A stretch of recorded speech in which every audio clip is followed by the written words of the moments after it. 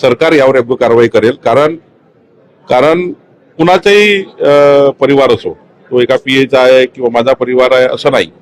सर्वसाधारण गरीब माणसाला सुद्धा अशा पद्धतीचं कुठलंही त्या ठिकाणी अशी आरोग्य सेवा न देणे आणि मुजोरगिरी करणे आणि एक प्रकारची मोगलशाही आहे.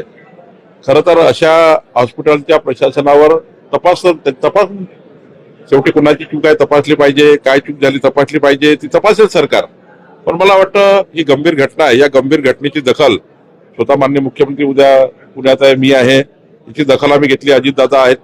त्यामुळे आम्ही सर्व दखल घेऊ आणि कुणाला आम्ही सोडणार नाही.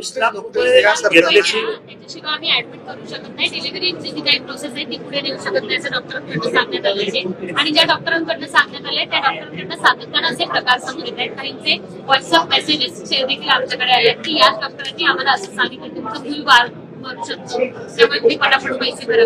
नाही, अशा लोकांना कोणी सोडणार नाही.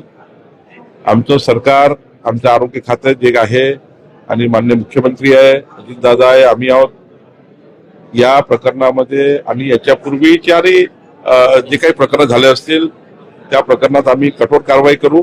आणि या प्रकरणात तर त्या ठिकाणी प्रचंड संताप आहे, प्रचंड जनतेमध्ये समाजामध्ये संताप निर्माण झाला आहे आणि अशा बाबी आम्ही माफ करणार नाही. निश्चितपणे कडक कारवाई करू. ₹1 फक्त भाडं जे आहे ते त्या ठिकाणी आकारण्यात येतं, मात्र गरिबांचा तुम्हाला अधिकार पण आहे. कलेक्टरनं या बाबतीत आदेश देऊन त्यांची जी भाडेवाढ आहे, कारण की आता ही मुजुरीपणा त्याचं खूप वाढलेला आहे. म्हणजे हेच हॉस्पिटल नाहीये, पुण्यामध्ये असे अनेक हॉस्पिटल आहेत की त्यांची मुजुरी वाढली, जमिनी घ्यायच्या आणि लोकांना अशा पद्धतीने आज जी घटना झाली. तुम्ही तातडीने निर्णय जिल्हाधिकारी, मी जिल्हाधिकाऱ्यांशी बोललो आहे.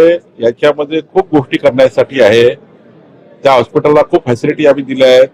आता क्रीडांगण, आता पुन्हा एक जागा आम्ही त्यांना दिलेली आहे पार्किंग करता. आम्ही सरकार म्हणून त्यांच्या पाठीशी उभं झालो आहे. पण त्यांच्या हॉस्पिटलमधले कर्मचारी आणि डॉक्टर अशा पद्धतीने मोगलशाही करतात, हे समाज मान्य करणार नाही, सरकार मान्य करणार नाही. अत्यंत कडक कारवाई होईल. आणि जो डॉक्टर असेल, जे त्या ठिकाणी कर्मचारी असतील, त्यांना त्या ठिकाणी एखाद्या वेळी गुन्हे दाखल करायचे असतील तर गुन्हे दाखल होतील. पण कोणी त्याला सोडणार नाही एवढं मी आश्वस्त करतो.